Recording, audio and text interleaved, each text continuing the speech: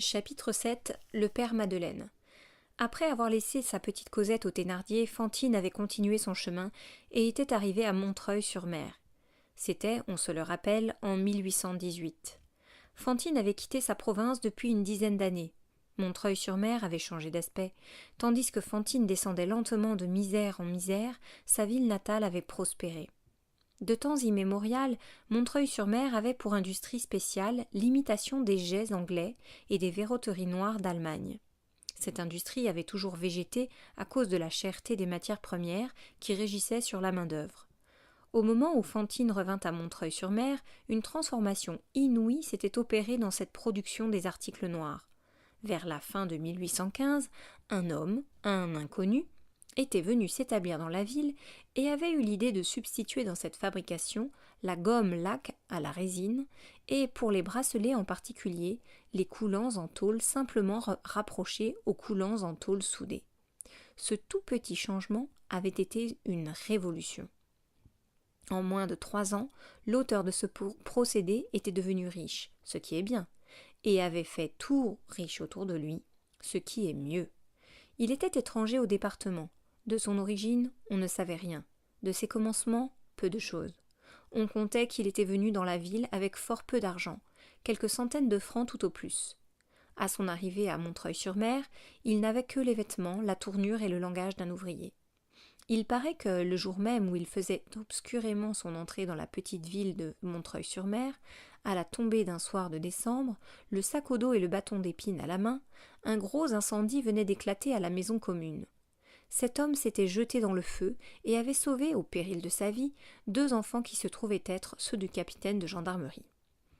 Ce qui fait qu'on n'avait pas songé à lui demander son passeport. Depuis lors, on avait su son nom. Il s'appelait le père Madeleine. C'était un homme d'environ 50 ans, qui avait l'air préoccupé et qui était bon. Voilà tout ce qu'on en pouvait dire. Grâce au progrès rapide de cette industrie, qu'il avait si admirablement remaniée, Montreuil-sur-Mer était devenu un centre d'affaires considérable. Le père Madeleine employait tout le monde. Il n'exigeait qu'une chose: soyez honnête homme, soyez honnête fille. Comme nous l'avons dit, au milieu de cette activité dont il était la cause et le pivot, le père Madeleine faisait sa fortune. Mais, chose assez singulière dans un simple homme de commerce, il ne paraissait point que ce fût là son principal souci. Il semblait qu'il songeât beaucoup aux autres et peu à lui. En 1820, on lui connaissait une somme de 630 000 francs placée à son nom chez Laffitte. Mais avant de se réserver ces 630 000 francs, il avait dépensé plus d'1 million pour la ville et pour les pauvres. En 1820, 5 ans après son arrivée à Montreuil-sur-Mer, les services qu'il avait rendus au pays étaient si éclatants, le vœu de toute la contrée fut tellement unanime que le roi le nomma maire de la ville. Il refusa, mais le préfet résista à son refus. Tous les notables vinrent le prier, le peuple en pleine rue le suppliait, l'insistance fut si vive qu'il finit par accepter. Ce fut là la 3e phase de son ascension. Le père Madeleine était devenu Monsieur Madeleine. Monsieur Madeleine devint Monsieur le maire. Du reste, il était demeuré aussi simple que le premier jour. Il remplissait ses fonctions de maire, mais hors de là, il vivait solitaire. Il parlait à peu de monde. Il se dérobait aux politesses, saluait de côté, s'esquivait vite, souriait pour se dispenser de causer, donnait pour se dispenser de sourire.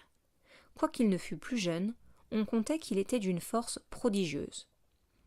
Il offrait un coup de main à qui en avait besoin, relevait un cheval, poussait à une roue embourbée, arrêtait par les cornes un taureau échappé. Il était affable et triste. Le peuple disait « Voilà un homme riche qui n'a pas l'air fier. Voilà un homme heureux qui n'a pas l'air content. » Chapitre 8. Monsieur Javert. Au commencement de 1821, les journaux annoncèrent la mort de Monsieur Myriel, évêque de Digne, surnommé Monseigneur Bienvenu, et trépassé en odeur de sainteté à l'âge de 82 ans. L'annonce de sa mort fut reproduite par le journal local de Montreuil-sur-Mer. Monsieur Madeleine parut le lendemain tout en noir avec un crêpe à son chapeau. On remarqua dans la ville ce deuil et l'on jasa. Cela parut une lueur sur l'origine de Monsieur Madeleine. On en conclut qu'il avait quelque alliance avec le vénérable évêque. « Il drape pour l'évêque de Digne », dirent les salons. Cela rehaussa fort M. Madeleine, et lui donna subitement et d'emblée une certaine considération dans le monde noble de Montreuil-sur-Mer. Peu à peu, et avec le temps, toutes les oppositions étaient tombées. Il y avait eu d'abord contre M. Madeleine, sorte de loi que subissent toujours ceux qui s'élèvent, des noirceurs et des calomnies, puis ce ne fut plus que des méchancetés. Puis ce ne fut plus que des malices, puis cela s'évanouit tout à fait. Le respect devint complet, unanime, cordial, et il arriva un moment vers 1821 où ce mot « Monsieur le maire » fut prononcé à Montreuil-sur-Mer presque du même accent que ce mot « Monseigneur l'évêque » était prononcé à Digne en 1815. Un seul homme dans la ville et dans l'arrondissement se déroba absolument à cette contagion. Souvent, quand M. Madeleine passait dans une rue, calme, affectueux, entouré des bénédictions de tous, il arrivait qu'un homme de haute taille, vêtu d'une redingote gris de fer, armé d'une grosse canne et coiffé d'un chapeau rabattu, se retournait brusquement derrière lui, et le suivait des yeux jusqu'à ce qu'il eût disparu, croisant les bras, secouant lentement la tête, et haussant sa lèvre supérieure avec sa lèvre inférieure jusqu'à son nez, sorte de grimace significative qui pourrait se traduire par « Mais qu'est-ce que c'est que cet homme-là ? Pour sûr, je l'ai vu quelque part. En tout cas, je ne suis toujours pas sa dupe. » Ce personnage, grave d'une gravité presque menaçante, se nommait Javert, et il était de la police. Il remplissait à Montreuil-sur-Mer les fonctions d'inspecteur. Il n'avait pas vu les commencements de Madeleine. Quand Javert était arrivé à Montreuil-sur-Mer, la fortune du grand manufacturier était déjà faite, et le père Madeleine était devenu Monsieur Madeleine. Il avait dans sa jeunesse été employé dans les chiourmes du Midi. Javert était comme un œil, toujours fixé sur M. Madeleine.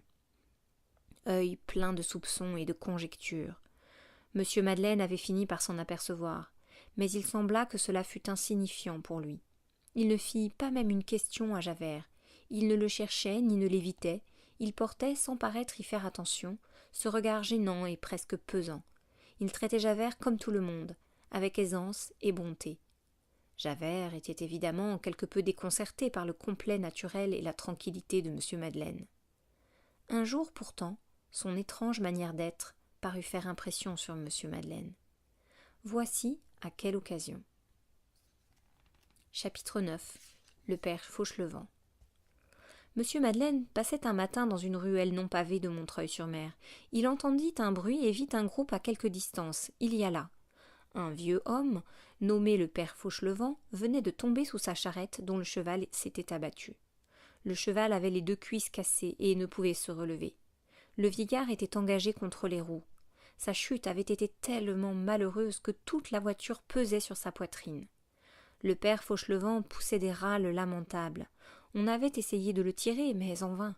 Il était impossible de le dégager autrement qu'en soulevant la voiture par-dessous. Javert, qui était survenu au moment de l'accident, avait envoyé chercher un cric. M. Madeleine arriva. On s'écarta avec respect.